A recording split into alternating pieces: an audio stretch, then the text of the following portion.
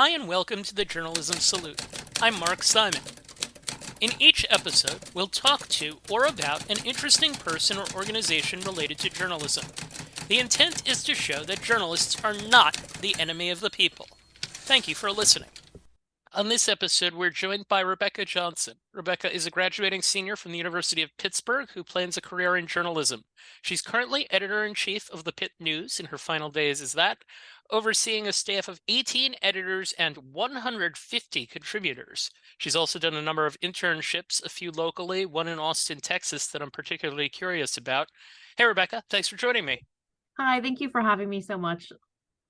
So, what is your journalism origin story? Yeah, so it's actually kind of funny. I've been thinking about this a lot because, this is our last week of production at the Pitt News. So when I came to Pitt as a freshman, I was a biology pre-med major. So I definitely really did not plan on pursuing journalism at all. I had worked a little bit at my high school newspaper. It really wasn't a newspaper in like any sense of the word, but I'd always liked writing in general. And my family was the type that they watched the evening news every night and we got the newspaper in the mail. So I had always kind of like respected the craft of journalism. And I also really like the television show Gilmore Girls. And if you've ever watched this show, the main character, she's horribly problematic in so many different ways, but she was a journalist, even though she was a terrible one. And I thought her job looked really cool. So when I saw the Pitt News's table at our activities fair, I decided to join and like give it a try and see if I liked it. And when I started reporting, I obviously really loved it and I wanted to get more involved at the Pitt News. So yeah, that's how I started out. You are not the first person to tell me that Rory Gilmore inspired their journalism career. All right, so give us a little background on where you're from, your family, your heritage, framed around the question of how those contributed to you perhaps wanting to be a storyteller eventually. Mm-hmm. So I'm from a very, very small town in Western Pennsylvania that's about, I would say like about an hour and a half from Pittsburgh. My parents grew up in that area as well, so I guess I have pretty deep roots there. And where I'm from, it's Appalachia. And I think I saw, especially during when Donald Trump originally ran for president in 2016, that there were kind of like a lot of misinformation and maybe stereotypes about people from the area. And especially when I read national news, I think it kind of gave off the idea sometimes that people from this area are stupid or misinformed. And I think the reality is a lot more complicated than that. And the town I'm from is also right by Shanksville, Pennsylvania, which is where Flight 93 went down. And I think I saw, being from Pennsylvania, which is a swing state in general, but also being from near Shanksville, that a lot of politicians would always visit the area kind of when they were running for election, but it felt like this area was a little bit more neglected when it wasn't an election year, right? So I think I was inspired to kind of tell stories about this area and make sure that, someone is paying attention. What town are you from? I'm from Rockwood, Pennsylvania. Gotcha. So you're what I would call a school newspaper lifer, a college newspaper lifer. I have a lot of respect for that. You started as a freshman, as you said, you told the story there. Now you're the editor-in-chief, and I'm curious, what are the highlights of your experience with the Pitt News? Yeah, so I guess kind of the first thing, like I said, like you just mentioned too, I joined when I was a freshman. But one of like the first stories or topics I covered where I think I saw that journalism is kind of a public service and not just like something I was doing for fun was we at the Pitt News we did a 1 year commemoration on the Tree of Life massacre in Pittsburgh. And the Tree of Life synagogue is like 5 minutes from Pitt's campus. So it obviously affected a lot of students and staff and faculty, like even some people on our staff attended that synagogue. So like covering that made me want to not just be doing like these random stories that I just, did for fun and actually want to become an editor and to help like lead the paper one day. I guess some other things during COVID, that was obviously a really crazy time at the newspaper. I remember our advisor saying that he thought we would struggle to find content, which was completely wrong. I think that was the most content we have ever published, probably in the history of the Pitt News. I don't know if that's true or not, so don't fact check me on it. But one of the stories I remember covering during that time was there was new rules from ICE that might have potentially kicked international students out of the country if we had online classes. So I kind of covered like the whole iteration of that, like what students felt like when these rules, when Pitt released a statement, like kind of going against ICE's proposed rules, and then eventually when ICE backtracked on these rules. So covering that whole thing from start to finish was kind of something that I remember. We also did a lot of accountability reporting during COVID. During COVID, we also did a lot of accountability reporting. I remember one story, for instance, we were able to find the first student who was diagnosed with COVID at Pitt and tell his story.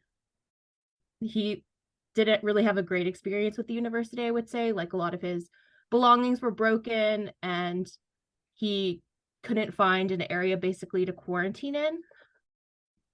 And that story, kind of covering it, the university actually ended up paying him back for his stuff. So that was kind of nice to see like something good maybe come out of our reporting.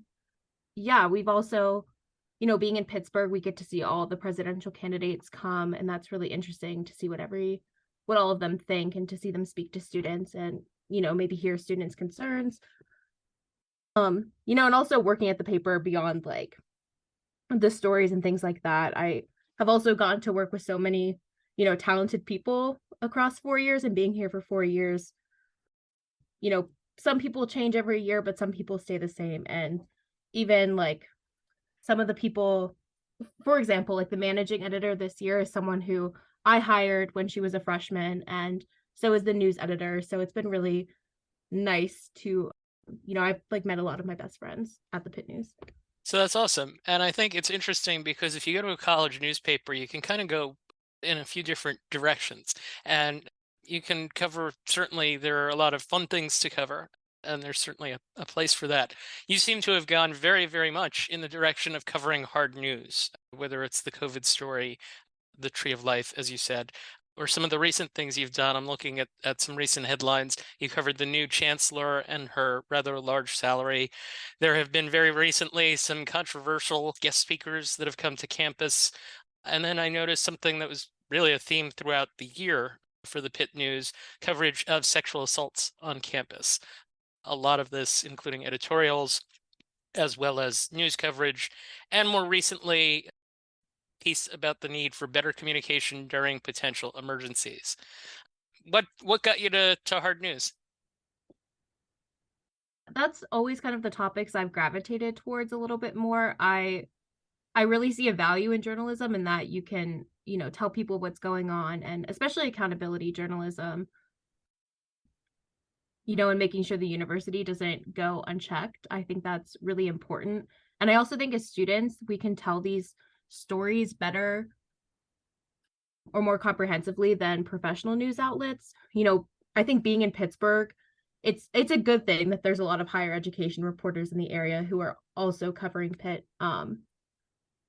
So we're competing against professionals, but I think a lot of times we have the sources and the background information that they don't, if that makes sense.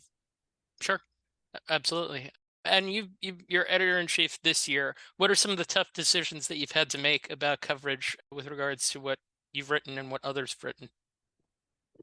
Yeah, so one of the stories you mentioned was the recent conservative speakers who, a lot of students call them transphobic. And I think covering this was really difficult, and that it pushed against the idea of what objectivity is. As students, we're taught in journalism that we have to be, quote, like as objective as possible in reporting. But it's sometimes difficult because it's not, I don't think it's biased to say that trans people deserve respect or that, trans people, that being transgender is an identity and not an ideology. So, for example, what do you do when like someone in a story purposely misgenders someone? Those conversations have been really difficult, and kind of being fair in stories is something that we really struggled with. And it is hard to talk about because I don't want to say, the wrong thing. But we're constantly at the Pitt News just trying to be as fair as we possibly can, even maybe when the traditional idea of objectivity isn't possible. Yeah. It's certainly very challenging, and especially for someone that is essentially learning as they go, as would be the case for college students at a daily newspaper. What about you had to make a decision to stop printing at a plant because of the Post-Gazette strike, right? Yeah. So when the Post-Gazette originally went on strike, their production workers went on strike first. So that kind of forced us to stop printing there anyway. And we had moved to another plant at the Butler Eagle. And, we had some concerns with the Butler Eagle printing the Post-Gazette while their workers were on strike. And we decided, jointly, like it wasn't just me who decided this, it was like our editorial workers, our business workers, and our professional staff. We decided that it was a better decision to take our business elsewhere. Yeah. So, among other things that you did this past school year, you released diversity, equity, and inclusion plans for the newspaper. I'm involved in DE&I with the company that I work for. So I'm curious, what did you do and what did that entail? Yeah, so it was a few years ago, the Pitt News published an article, and in that article, it talked about really the stunningly low number of Black students at Pitt. I believe there was about 5% of the undergraduate student body in 2019 was Black. And so at that time, we kind of were reflecting internally that we needed to also change as a student news organization to be more reflective of the diverse, Pitt community and Pittsburgh generally. I believe about 25 to 30% of the city is Black. So we wanted to represent that statistic a little bit more. So we formed an inclusion committee in 2020. But, it's kind of difficult to come up with concrete plans or initiatives when you don't have a budget and we're not like experts in this area. Yep. So we were able to partner with the American Press Institute and the Pittsburgh Black Media Federation, and they helped us come up with a comprehensive plan to how we can be more inclusive and more diverse, and also how we can keep these plans moving forward. Student newspapers are really, the leadership is really transient. Like, I'm only going to be editor-in-chief for a year. And so they helped us come up with plans that we could pass along to future editors. That's great. And did it work out well? Yeah, I mean, we're still implementing a lot of this stuff now. We just came up with this plan last semester, so it's pretty new. But we're trying to, for example, like build more relationships with clubs or organizations on campus, come up with more recruitment efforts for when we hire people in the fall. Also, I'm sorry, I forgot to mention, but the Pitt News does publish daily. We're a daily newspaper. We have one print edition a week. Yeah, so it is a lot of work, but we're hoping to keep it going. Well, I won't be here, but hopefully the next group of editors will keep it going. Is there a story or project that you've worked on, in whether it be this particular year or, at the full time that you've been there, where the story of how it went from initial idea, and maybe it was just a kernel of something, to finished product is particularly compelling?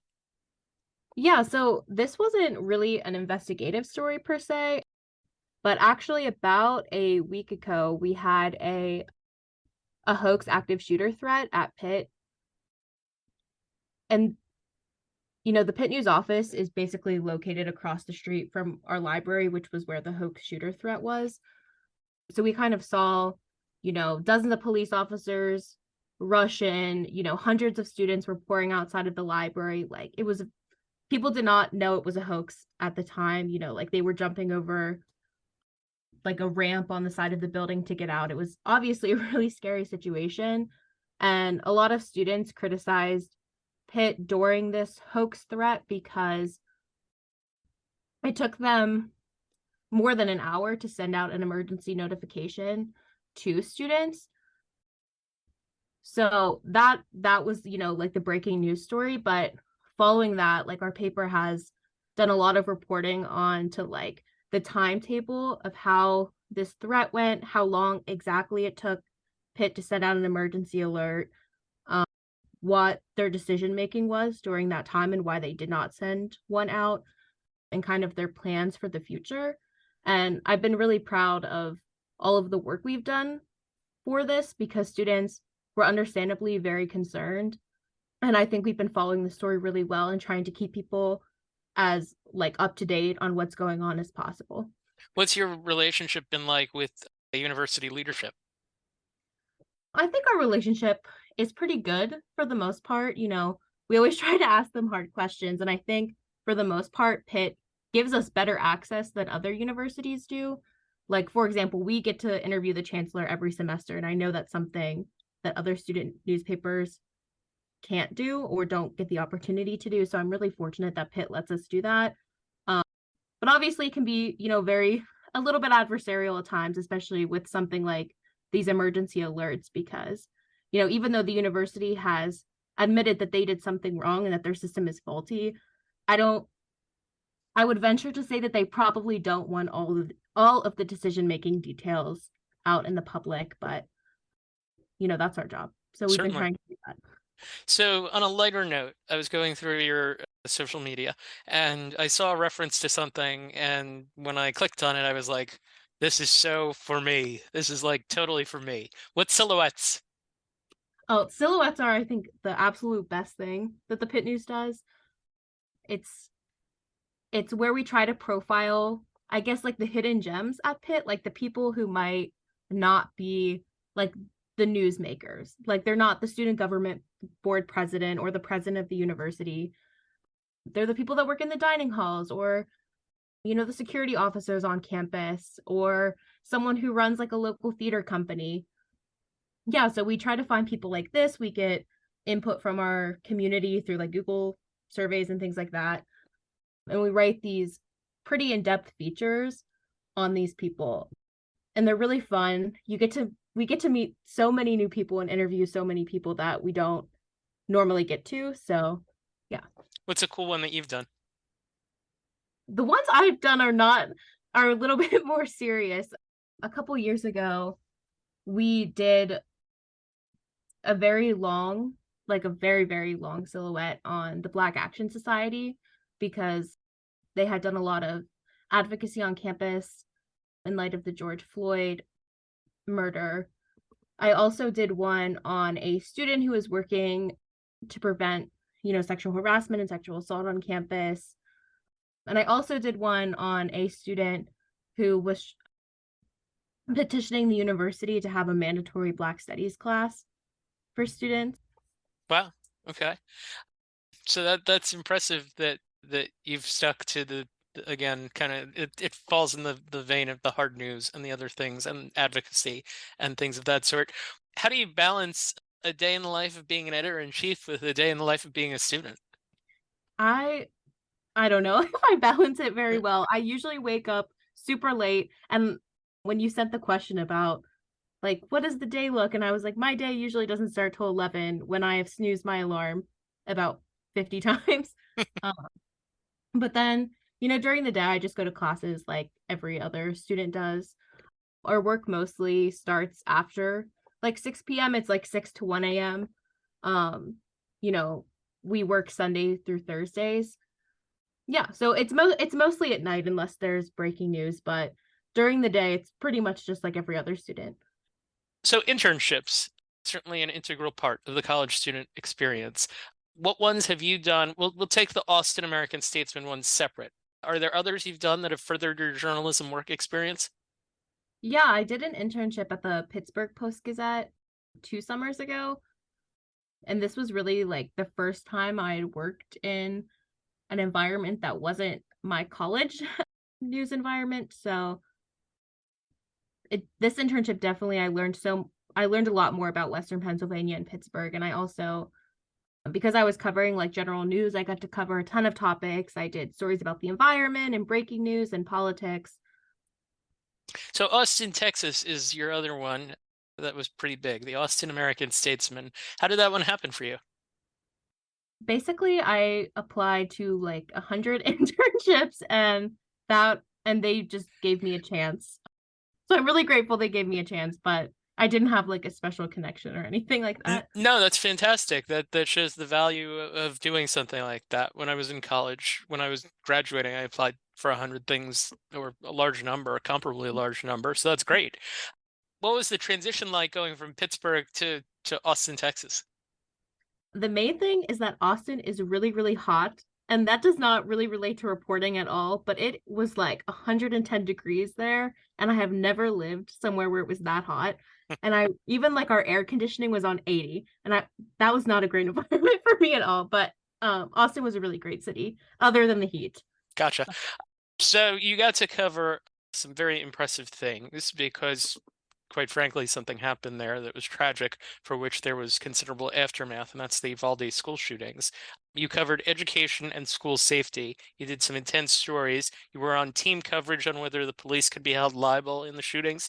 You were the lead writer on a story about protests in Austin when the Supreme Court overturned Roe v. Wade. You covered a wave of teacher resignations in the city. What was that work experience like? So when I was in Austin, most of the work I did was on education.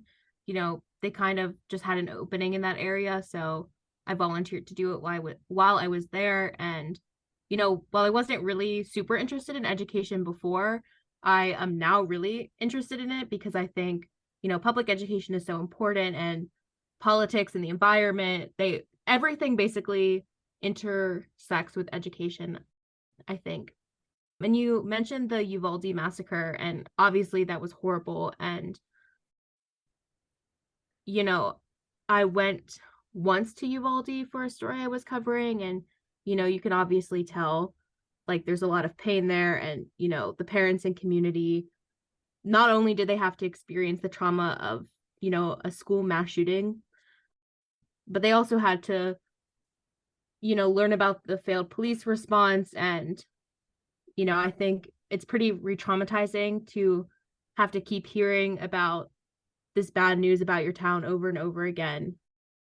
So obviously I feel horrible for the people there. But a lot of the stuff I covered was kind of, like the aftermath of the shooting and how schools are working to become more safe and whether those policies are effective or not. Like, for example, one thing I covered was whether school hardening is effective according to experts.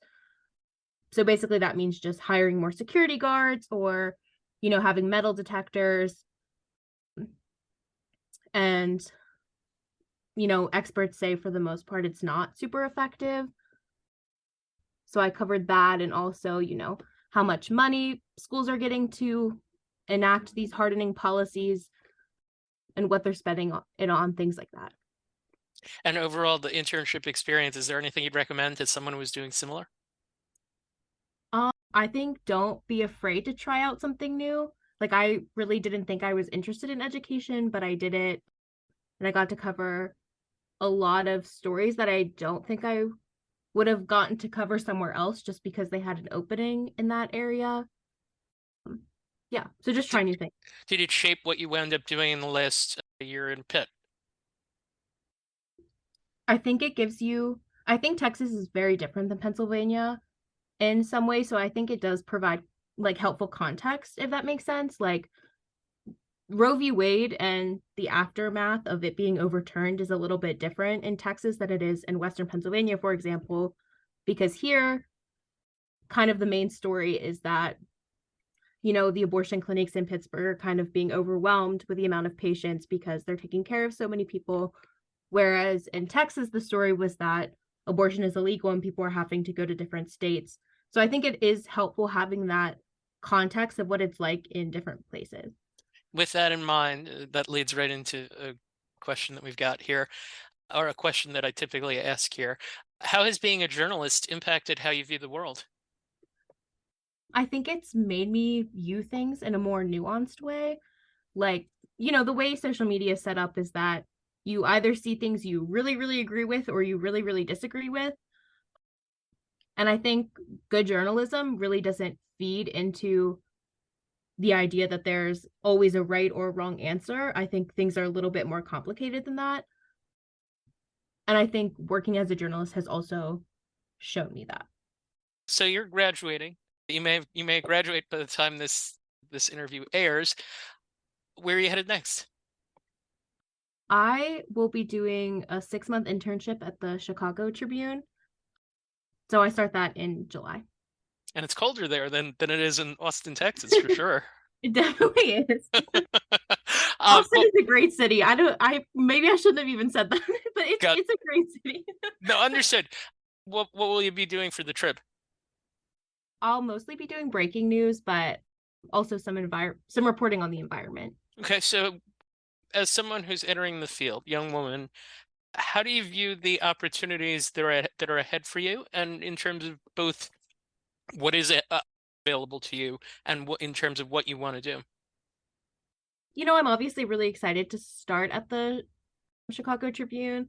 I won't lie, the job market is a little bit scary. A Even lot today, scary. yeah. I saw even today that BuzzFeed News is shutting down, and Yep. I personally love BuzzFeed News, so that's really sad. And it's just, it's even I feel like the news outlets that young people really like the most, like BuzzFeed News, are just like kind of struggling to survive. The job market is scary. I am excited for journalism and I'm going to try to stay in it as long as I can. What would be your like dream job? The kind where someone pays me. um, So you're okay, as you said before, keep an open mind, be willing to learn some things and do some things that you didn't already know. yeah, yeah. Like I'm most interested in, politics and the environment or education maybe, but I won't be picky if someone is willing to pay me. What advice you gave advice on internships? What advice would you give for someone who's just beginning college as a journalism major this coming fall, and they say, "I want to have the experience that she had"? So at Pitt, we don't have a journalism major actually, and I think I would recommend not majoring in journalism. I think I learned the best lessons just from being a part of my college newspaper. And, I'm an economics and political science major, and I think some of the things I learned in economics helped in my reporting. And I think it also gives you, maybe a backup career that you could pursue later in life if you don't always want to stay in journalism. But, also I would say join your college newspaper, get involved, try new things. And yeah. School newspaper experience is awesome. It's important. Certainly a big supporter. Some shout outs. Who were your best mentors and how have they helped you? Um, so kind of like I mentioned, at Pitt, we don't have a journalism program. And so how we teach journalism is students teach each other. So I do want to shout out John Moss and Mary Rose O'Donnell. They were the people who like originally hired me, and I had a lot of imposter syndrome, and they told me that I can do this. And they also taught me, how to write a lead and how to format a quote. So shout out to them. Harry Kloman, who is the former news advisor at the Pitt News, he just retired last semester, but he was a great mentor and a great teacher. And he's been so generous with his time. Even though he retired last semester, I still talk to him pretty frequently, and he's really helpful. And when I was in Austin, a reporter there, her name is Megan Menchaca, she was so helpful, and she spent a lot of time that she didn't have helping me learn how to cover education and understand like the context of the school districts in Austin. Excellent. So the show is called The Journalism Salute. We salute you for your good work and we ask that you do likewise. Is there a journalist or journalism organization that you would like to salute for their good work beyond the ones that you just gave? Yeah, I do want to shout out Michigan State Student Newspaper. We've had the opportunity to work with them a little bit on an investigation, but beyond that, they covered the, mass shooting at their school in a way that I don't think national outlets could have. And I think they helped inform their community, and the work they did was really like touching and great. The state news. Rebecca Johnson, thank you for taking the time to join us. Best of luck in your career. We'll be following you as you move forward. Thank you. Thank you for listening to the Journalism Salute. Please let us know what you think of the show. You can find us on Twitter @JournalismPod, and you can email us at journalismsalute@gmail.com.